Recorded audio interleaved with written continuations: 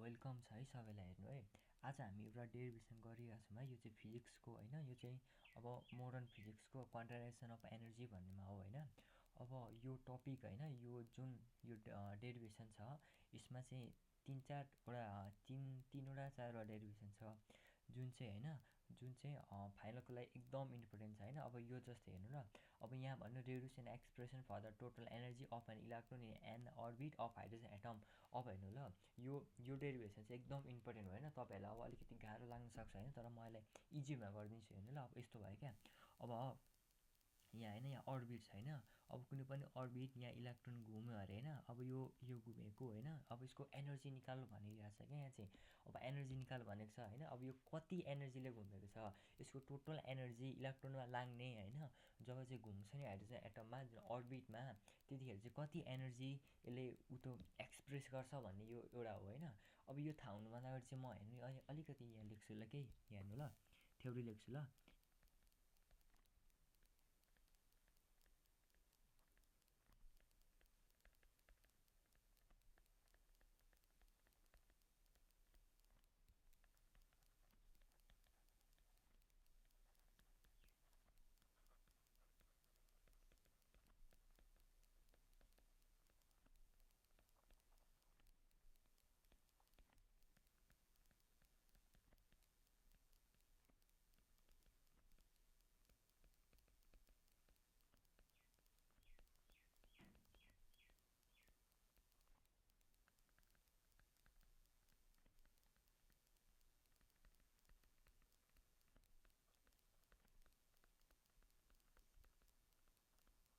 हेर्नु ल, यहाँ चाहिँ मैले के लेखेँ भन्दाखेरि total energy of electron in an orbit is the sum of kinetic energy due to motion and potential energy due to position of electron भने होइन।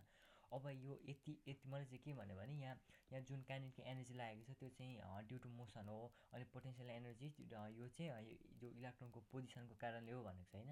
अब यो कुरा चाहिँ सबैलाई थाहा हुनुपर्छ होइन। अब यो त तपाईँहरूलाई पनि थाहा छ, यो त बच्चादेखि पढेको होइन। अब के भनौँ भने चाहिँ काइनेटिक एनर्जी भन्नु भने चाहिँ 1/2 एमबी स्क्वायर होइन। अब यो त सबैले पढ्नुभयो होइन। अब यतापट्टि हेर्नु, अब भी भनेको छैन होइन। अब भीको हामी अब हेर्नु, अब यो भएपछि 1/2 एम। अब हामीले भीको भ्यालु निकाल्नु पर्ने हुन्छ क्या। अब भीको भ्यालु निकाल्नु पर्ने हुन्छ। अब यहाँ साइडमा म लेख्छु हेर्नु ल, यहाँ साइडमा अब हेर्नु ल, यहाँ साइडमा मैले पक्नु यो कलर चेन्ज गर्छु। यहाँ मैले साइडमा एमबिआर इजिकल टु यति त बुझ्नु भयो नि होइन। अब यो त बुझ्नु भयो नि होइन, यो त अगाडि नै हामीले कतिचोटि गरेको छौँ।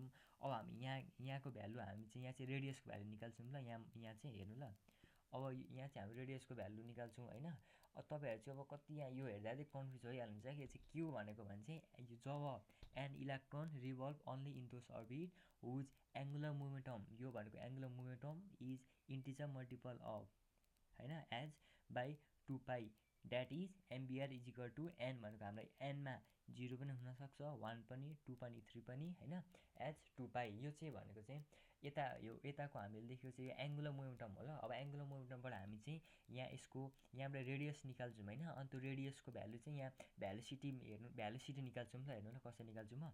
अब जस्तै यहाँ म भीलाई एक्लै बनाउँछु होइन। अब यहाँसम्म त बुझ्नु भयो नि, सिम्पल त छ होइन, सिम्पल त छ, यहाँसम्म बुझिहाल्नु भयो। अब यहाँदेखि हेर्नु, अब यो चाहिँ भ्यालु, यो भीको भ्यालु सम्झिरहनु र। अब हेर्नु, अब रेडियस हामीले अगाडि निकालेको छौँ, कति निकाल्छौँ भन्नु त, अगाडि पनि हामीले यो रेडियस निकाल्ने गरिसकेको छौँ होइन। अब यो त तपाईँलाई सबैलाई थाहा नै हुनुपर्ने हो होइन, किनकि रेडियसको डेरिभेसन हामीले गरिसकेको छौँ र रेडियसको भ्यालु पनि यति निस्केको हुन्छ होइन। लास्टमा यसलाई सल्भ गर्दा चाहिँ 0.53 आउँछ होइन, एम स्ट्रङ आउँछ होइन। यो त सबैलाई थाहा छँदैछ। अब हेर्नु, अब रेडियस, यहाँ रेडियस त दिएँ मैले, यहाँ रेडियस त मैले निकालेँ होइन। अब रेडियस त निकालेँ, अब यहाँ कतै भ्यालुसिटी देखिएको छ त छैन नि। अब हेर्नु, यहाँ रेडियसको यो जुन हामीले यो रेडियसको भ्यालु निकाल्यौँ, अब यो रेडियसको भ्यालु चाहिँ हामीले यहाँ लगाइदिने हो क्या, बुझ्नुभयो। हेर्नु यसरी लगाउने हो क्या। हेर्नु ल, अब म माथिको भ्यालु सार्छु होइन, एन एच, अब हेर्नु 2π एमसम्म त सेम छ। अब चाहिँ रेडियसको भ्यालु लगाउने हो क्या यहाँ। रेडियसको भ्यालु भने त कति छ हो, माथि देखिरहेको छ नि त होइन। यति त बुझ्नुहुन्छ नि त तपाईँहरू। अब +2 पढ्ने भनेपछि चाहिँ त्यो बेसिक हो नि त। अब हेर्नु, यस्तो भएपछि यहाँ काट्ने हो क्या। अब के काटिन्छ भन्नुहुन्छ भने अब हेर्नु ल, म रेडले काट्छु यहाँ। अब हेर्नु यो पाई काट्यो होइन, यो त सिम्पल छ होइन। अब यो एम काट्यो अरे होइन, यो पनि बुझ्नुभयो। यहाँको एउटा एच अनि यहाँको एउटा एच काट्यो अरे होइन, अनि यहाँको एउटा नि यहाँको एउटा एन काट्यो। अब यति सबै काटकुट गऱ्यो भने, यति हामीले काटकुट गऱ्यौँ भने हेर्नु यो माथिको स्क्वायर छ नि, यो त माथि जान्छ होइन, अब यो त थाहा छ हामीलाई।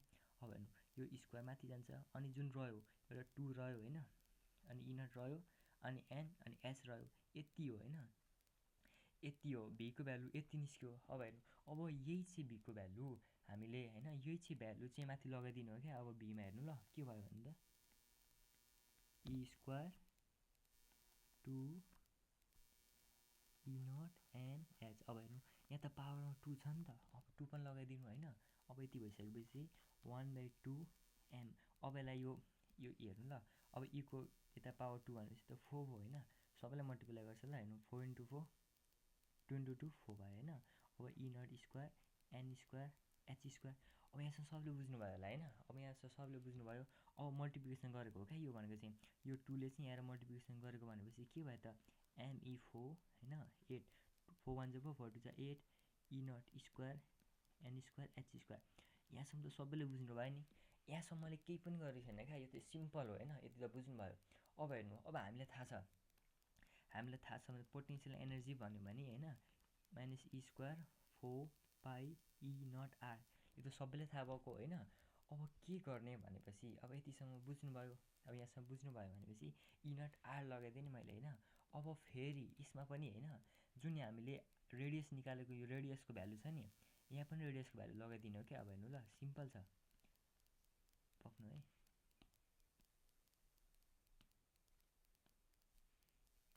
अब हेर्नु है रेडियसको भ्यालु लगाउँछु है म 4 पाई ई नट। अब रेडियसको value e naught n square h square. यहाँसम्म त बुझ्नुभयो होइन। अब यहाँसम्म बुझेपछि यहाँ काटिदिनु क्या। अब यो पाइ हामीले काट्यौँ। अब रह्यो के रह्यो त्यो सबै लेखिदिनु हेर्नु है, के रह्यो E4 M4 e naught square n square h square. अब यहाँसम्म त सबले बुझ्नुभयो जस्तो लाग्छ क्या मलाई। हेर्नु न यहाँ मैले केही त गरेको छैन, मैले माथि काइनेटिक एनर्जीको फर्मुला लेखेँ होइन, अनि मैले भीको भ्यालु लगाइदिएको छु। अब भी चाहिँ कसरी निकाल्ने भन्नुहुन्छ भने माथि रेडियसको हामीले अगाडि निकालेको छौँ होइन। अब अर्को भिडियोमा रेडियसको पनि आउँछ। अब रेडियसको भ्यालु यहाँ लाएर हामीले काटकुट गरेर यतिसम्म निकालेको छौँ। अब केही नगरेर क्या, अब हामीलाई माथि क्वेसन पढ्ने हो। यति हामीले सकेपछि माथि क्वेसनमा के भनेको छ भने चाहिँ टोटल एनर्जी निकाल भनेको छ। अब हामीलाई थाहा छ क्या, अब हामीलाई के थाहा छ भने टोटल एनर्जी भन्यो भने चाहिँ kinetic energy plus potential energy भनेर हामीलाई थाहा छ क्या। अब हेर्नु टोटल एनर्जी भन्यो भने kinetic energy plus potential energy. यहाँसम्म बुझ्नुभयो नि। अब भ्यालु लगाइदिनु क्या, काइनेटिक एनर्जीको भ्यालु पनि लगाइदिनु e naught square n square h square होइन। अब यहाँसम्म बुझ्नुभयो नि। अब हेर्नु यहाँ माथि माइनस छ भनेपछि प्लस माइनस माइनस भयो, त बुझ्नुहुन्छ नि त। हेर्नु दुइटाको भ्यालु उस्तै छ क्या, सेम नै आउँछ भ्यालु। अब दुइटामा ME4, अब मुनि कमन लिने हो क्या, यो ME4 नै हो है, ME4 नै हो, नझुक्किनु नि। अब कमन लिने हो तल E4 M, तल कमन लिने। अब कमन लिने अब यही हो क्या, हामीलाई निकाल्नु भनेको चाहिँ यही हो होइन। अब यति हुन चाहिँ कन्फ्युज नगर्ने हो क्या। अब यतिसम्म हो, अब बुझ्नुभयो नि। यहाँसम्म केही त छैन। अब हामीले यो टोटल एनर्जीमा चाहिँ हामीले कमन लियौँ होइन। अब काइनेटिक एनर्जी लियौँ पोटेन्सियल एनर्जी लियौँ, अनि दुइटामा कमन लियौँ, अनि लास्टमा भ्यालु यही हो, लास्टमा निस्किने भ्यालु। अब लेखिदिनु कि total energy is equal to भनिदिनु, अनि यो लेखिदिनु। यहाँसम्म सबले बुझ्नुभयो। अब होइन अब भिडियो राम्रो लाग्यो भने लाइक गर्नु होइन, सेयर गर्नु। अब तपाईँहरूलाई कुन टपिक चाहिँ होइन एकदम गाह्रो भएको छ त्यो चाहिँ कमेन्टमा एकचोटि लेखिदिनु होइन। म जस्तै पनि फिजिक्सको डेरिभेसन भयो, न्युमेरिकल भयो, थ्योरी क्वेसन भयो, जस्तै भन्नुहुन्छ नि त्यस्तै ठ्याक्कै यहाँ